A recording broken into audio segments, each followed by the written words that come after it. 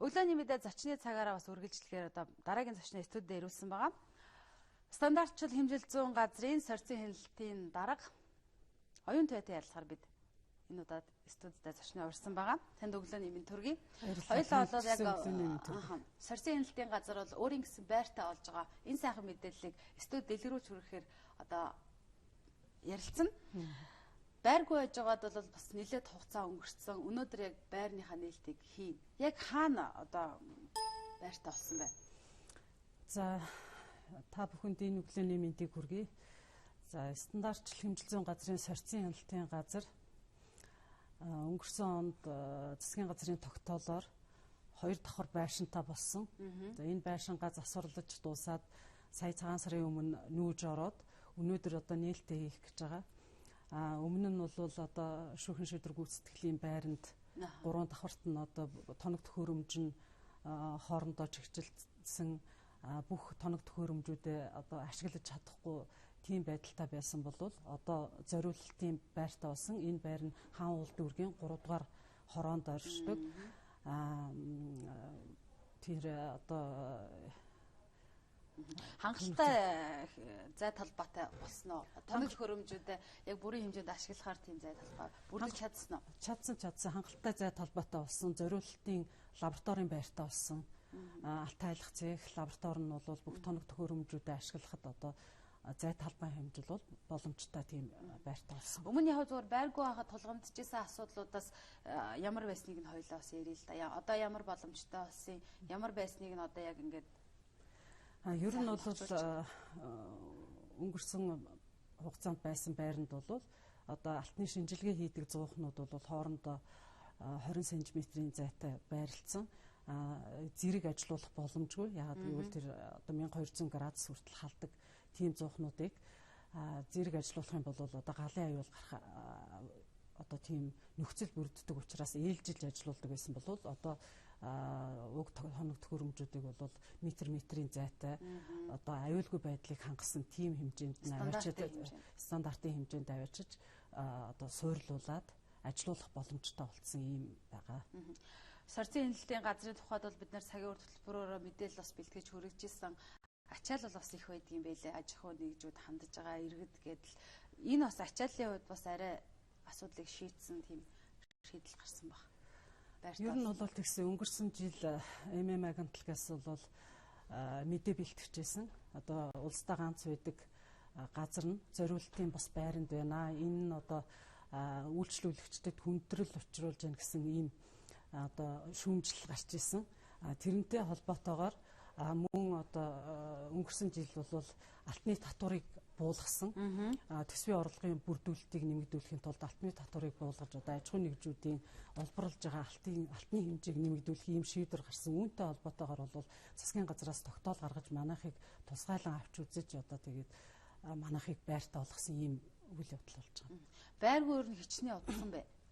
Байрны асуудал яригдаад. За ер нь бол анх 1963 онд байгууллагдахдаа бол Монгол банкны ерөнхий хорооны дэргэд байгуулагдчихсэн. Тэр цагаас өксүүлээд дараа нь бол сангийн аманд байхад бол зоос хоёрын зүйлийн үйлдвэртэй хамт нэг байранд тэрний дараагаар одоо сангийн амны хариунд байхдаа өр барагдуулах албатай нэг байранд ингээд дандаа одоо хүний байранд байсан бол энэ удаад бол яг өөрийн гэсэн одоо байртаа болж байгаа ийм сайхан үйл явдал болж байгаа наа.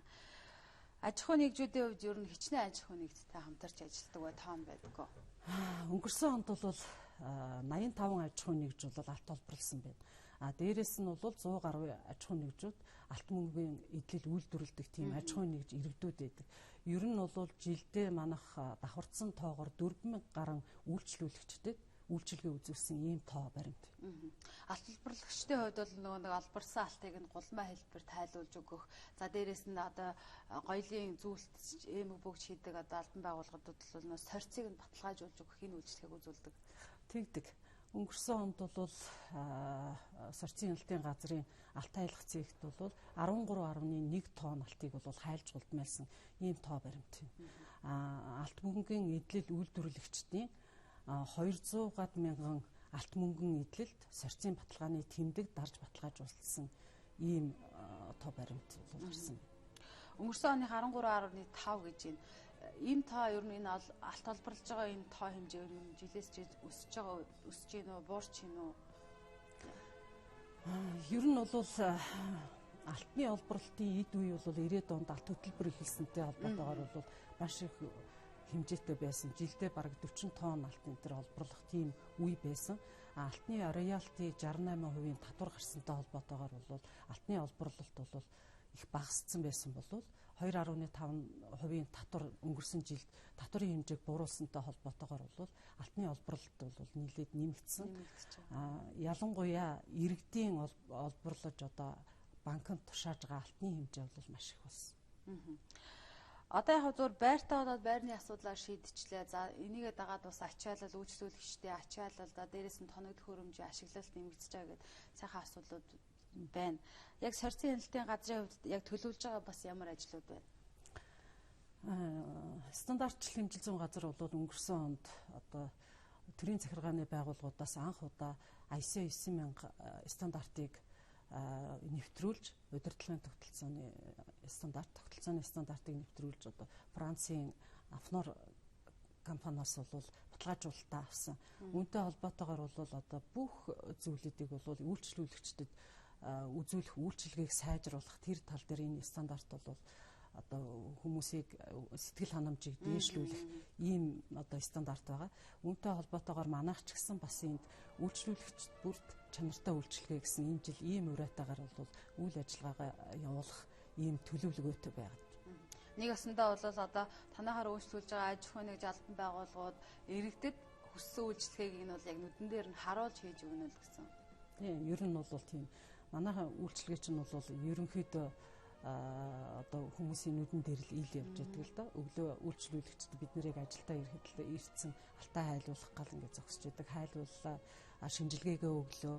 Тэгэл үдээс хойш нь бол шинжилгээнийхээ хариуг аваад банк руу явдаг. Үйлдвэрлэл хийж байгаа хүмүүс нь бол бүтээгдэхүүнээ авчирлаа, шинжилгээгээ өглөө. Сорьцын баталгааны тэмдэгээ даруулаад ингээд явж байдаг. Ийм үйлчлэгээ.